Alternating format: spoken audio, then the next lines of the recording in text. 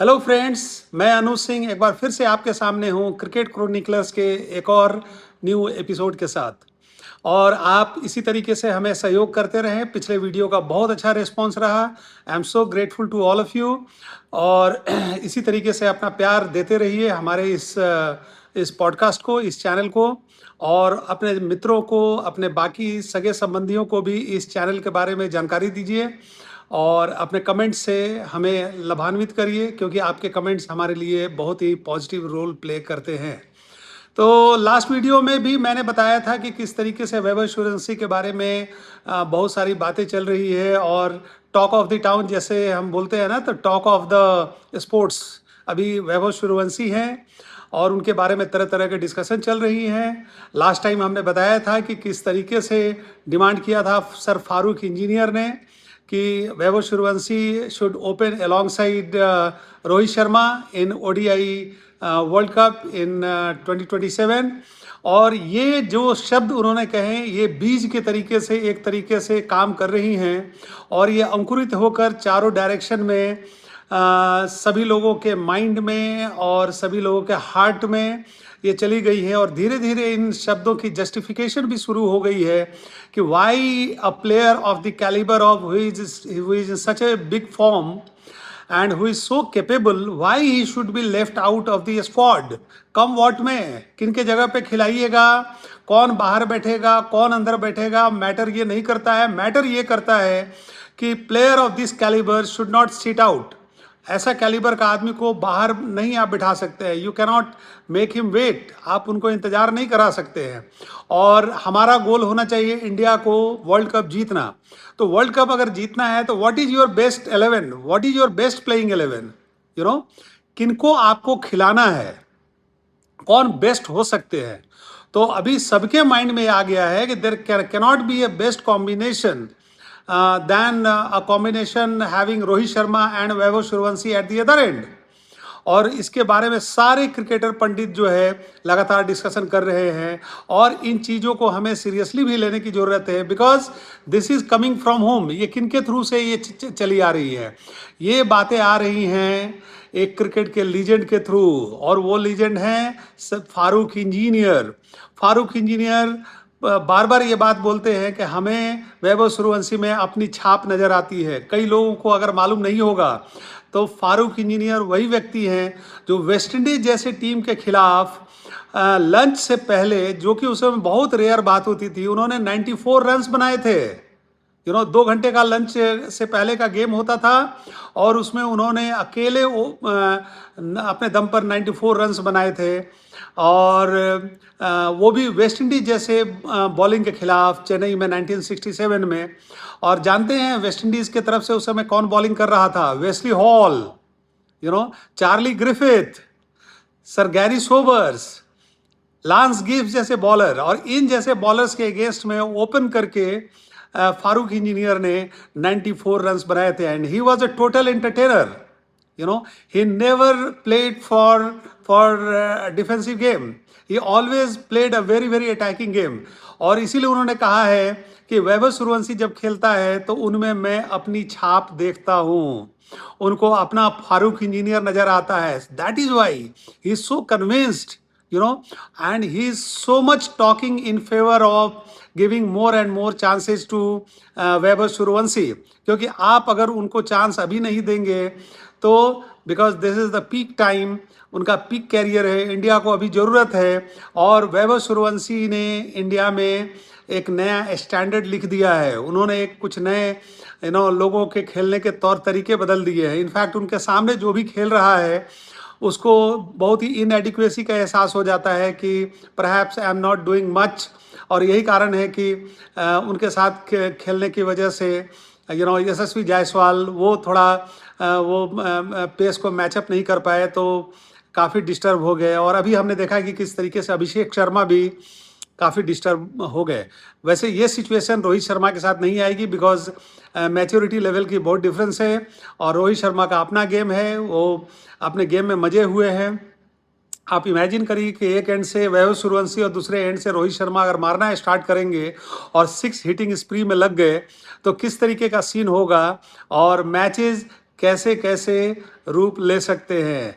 ODI cricket में कुछ नए अध्याय लिखे जा सकते हैं। ओडीआई क्रिकेट में हाईएस्ट रन पता नहीं 500 चला जाएगा कि 600 चला जाएगा, you never know, because the kind of game this two players play, ये एक नई कहानी लिखेगा, एक नया इतिहास लिखेगा। So every one is excited about this pair opening for team India in the ODI cricket, और we cannot wait any more to see them batting together. और ये इंडिया के लिए बेस्ट कॉम्बिनेशन होगा। इनफैक्ट बहुत सारे लोगों ने तो अभी इंडिया की ओडीआई की टीम भी बनानी शुरू कर दी है। और जब टीम बनानी शुरू करी है तो निश्चित रूप से जब भी आप टीम बनाएंगे आपके माइंड में एक बात जरूर आएगी कि क्यों नहीं हम टीम में वैभव सूर्यवंशी और रोहित शर्मा को रखें।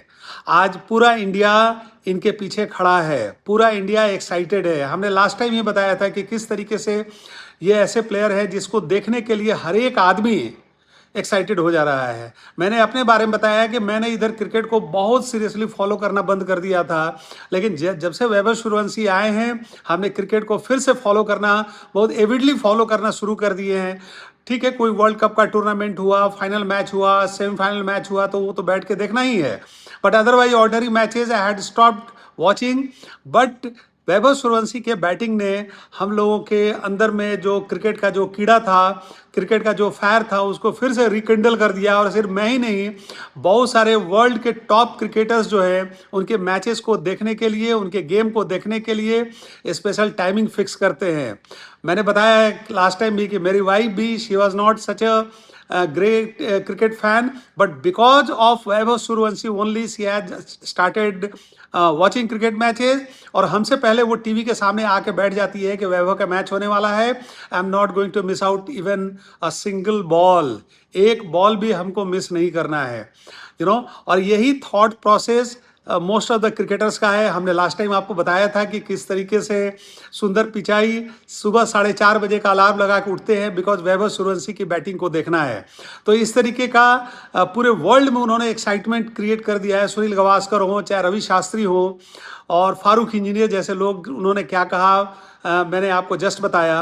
लेकिन इससे भी बड़ी एक स्टेटमेंट अभी हाल में आ गई है। रॉबिन उथप्पा ने अभी हाल में कहा है कि वैभव सूर्यवंशी की तुलना उन्होंने सर डॉन ब्रैडमैन से कर दिया है। उन्होंने कहा कि जैसे सर डॉन ब्रैडमैन भी एलबीडब्ल्यू आउट नहीं होते थे, वैसे भी वैभव सूर्यवंशी भी एलबीडब्ल्यू आउट नहीं हो रहे हैं। और दोनों में एक टेक्निकल सिमिलैरिटी है, बहुत बड़ी सिमिलैरिटी है, यू नो। हम जानते हैं कि सर डॉन ब्रैडमैन, उनका एवरेज 96 का एवरेज था। लास्ट इनिंग्स में अगर वो सेंचुरी मार लेते, वो सिर्फ 4 रन पे आउट हो गए, दैट्स वाई उनका 96, अदरवाइज उनका 100 से ऊपर का उनका एवरेज हो जाता।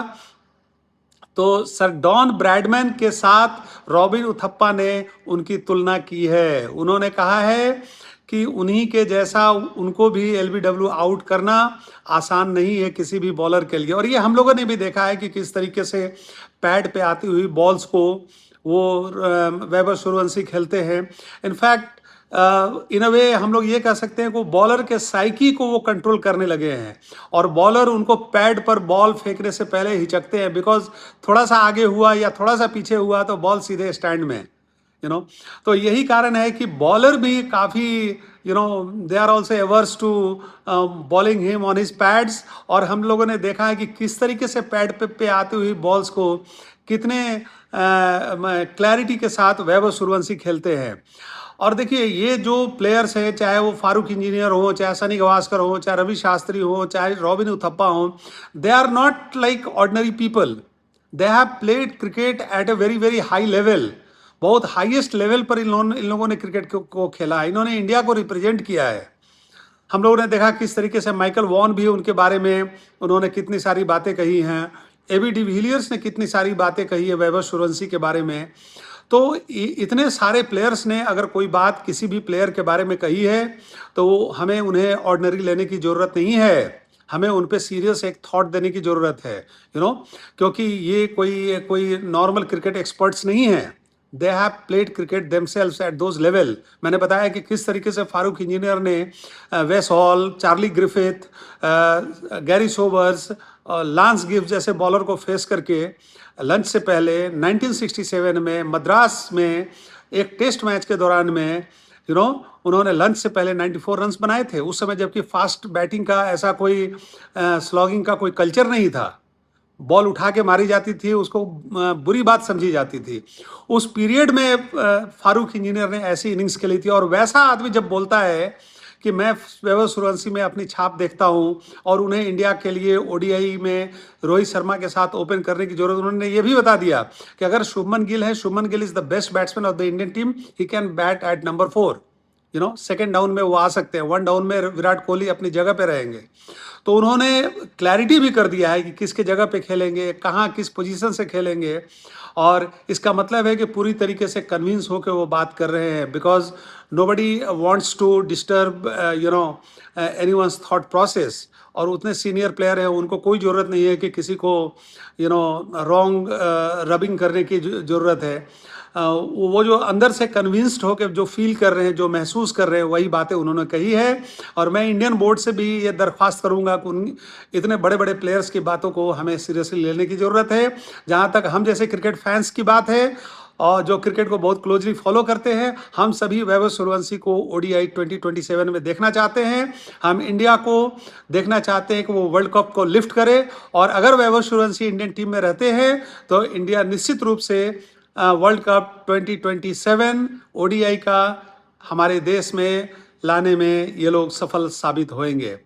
बहुत सारे लोगों ने बहुत तरह की कंपैरिजन की है। एक क्रिकेट एक्सपर्ट ने अभी हाल में कंपैरिजन किया था कि वैभव सूर्यवंशी और क्रिस गेल के बीच उन्होंने एक कंपैरिजन किया था कि 40 इनिंग्स के बाद क्या परफॉर्मेंस रहा है क्रिस गेल का और क्या परफॉर्मेंस रहा है वैभव सूर्यवंशी का। उन्होंने T20 के बारे में रैंडम, जो कि जितने भी IPL एंड ऑल हर तरीके के जो T20 मैचेज हैं उसमें उन्होंने कंपैरिजन किया है कि 40 इनिंग्स के बाद वैभव सूर्यवंशी के 1670 यानी 1670 रन हैं और क्रिस गेल के 1189 रन हैं पहले 40 इनिंग्स में। एवरेज वैभव सूर्यवंशी का 42.82 का रहा है और क्रिस गेल का 33.97 का है। स्ट्राइक रेट की अगर बात करें तो कोई सिमिलैरिटी नहीं है। वैभव सूर्यवंशी के स्ट्राइक रेट 216.32 का और क्रिस गेल की स्ट्राइक रेट रही है 137.29 का। हंड्रेड्स इस दौरान में 4 हंड्रेड्स मारे हैं वैभव सूर्यवंशी ने और 1 हंड्रेड मारा है क्रिस गेल ने। 50s की बात करें तो 8 50s मारे हैं वैभव सूर्यवंशी ने और 7 50s मारे हैं क्रिस गेल ने।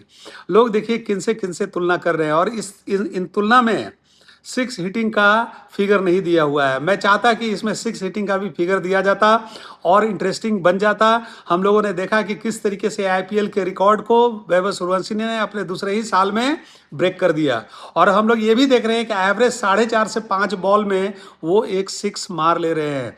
इनफैक्ट जो T20 इंटरनेशनल मैच भी खेल रहे हैं उसमें भी उनकी 6 हिटिंग की स्ट्राइक रेट बहुत ही बढ़िया है और वो ऑलमोस्ट उस रेट को मेंटेन करते हुए चल रहे हैं। It would be interesting to watch कि जब 40-50 मैच हो जाते हैं तो वैभव सूर्यवंशी का इस बारे में क्या रिकॉर्ड रहा है।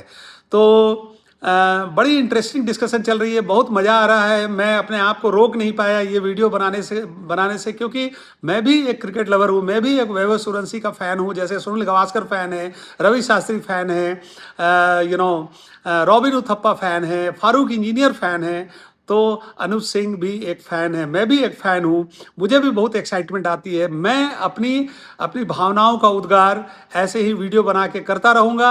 आप भी अपनी भावनाओं का उद्गार अपने कमेंट्स को देकर खूब लिखिए, खूब डिस्कशन करें हम लोग, ताकि हमारी डिस्कशन और हमारी ये जो कैंपेन है ये भी हमारी तरफ से एक कैंपेन ही है वैभव सूर्यवंशी को 2027 के वर्ल्ड कप में शामिल करने के लिए।